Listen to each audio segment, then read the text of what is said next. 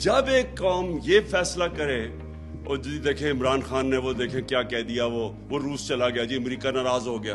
अच्छा जी उसने नरेंद्र मोदी को कह दिया कि वो हिटलर से इंस्पायर्ड है, देखें इंडिया को नाराज कर दिया। वो कश्मीरियों के लिए खड़ा हो गया, देखें जी वो क्या कर दिया। ये क्या कहते फिर रहे हैं, वो जी हमें आइसोलेट कर दिया। इनका मतलब ये है कि आइसोलेट ना कैसे होता है, उनके जूते पॉलिश करने शुरू कर दो, उनके पैरों में गिर जाओ। इनका मतलब ये है कि लोग इसको अच्छी फॉरेन पॉलिसी कहते हैं। ये फॉरेन पॉलिसी तो आप 50 साल से कर रहे हैं, तो अब तक तो पाकिस्तान को सुपर पावर बन जाना चाहिए था लोगों के जूते पॉलिश करके। कभी सुना किसी कौम ने जाके अपने किसी और की जंग में 80,000 अपने लोग कुर्बान कर दिए?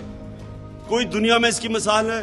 ये उनके 3,000 से कम लोग मरते हैं, आपके 80,000 लोग मर जाते हैं, और कोई शुक्रिया तक नहीं करता, बल्कि हमें जिम्मेदार ठहरा देता है जो अफगानिस्तान में उनका फेलियर हुआ।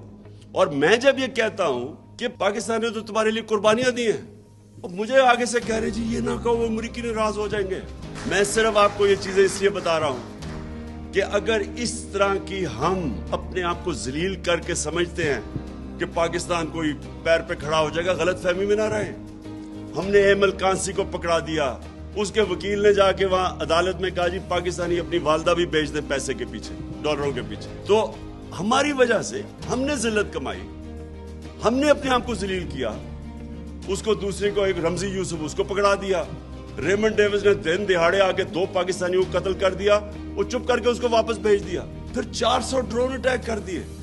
कभी हुआ ही नहीं कि दुनिया की तारीख में कि आप उनकी जंग लड़े हैं, वो आपके ऊपर ही ड्रोन अटैक कर रहे हैं। इसकी कोई मिसाल नहीं है। इससे अगर हमने ये जूते पॉलिश किए इतनी शेमलेसली, अपने आप को जलील करके, क्या उससे कोई फायदा हुआ पाकिस्तान को? आज गिरे हुए पैरों में। इस तरह कभी कौम नहीं बनती, कभी आज तक दुनिया की तारीख में कौम नहीं बनी। मैं बार बार मदीना की रियासत की इसलिए मिसाल देता हूं, वो पहले दिन मदीना की रियासत ही बन गई थी।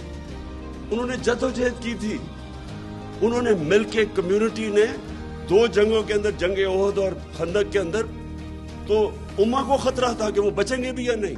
फाके किए उन्होंने जब उन्होंने सीज की हुई थी मदीना की। नबी सल्लल्लाहु अलैहि वसल्लम ने 2 पत्थर पेट पे बांध के काम कर रहे थे, वहां कुर्बानियां दे रहे थे। कौमें कुर्बानियां दे के बनती है। भिखारियों की तरह भीख मांग के जूते पॉलिश करके कोई कौम नहीं बनी आज तक।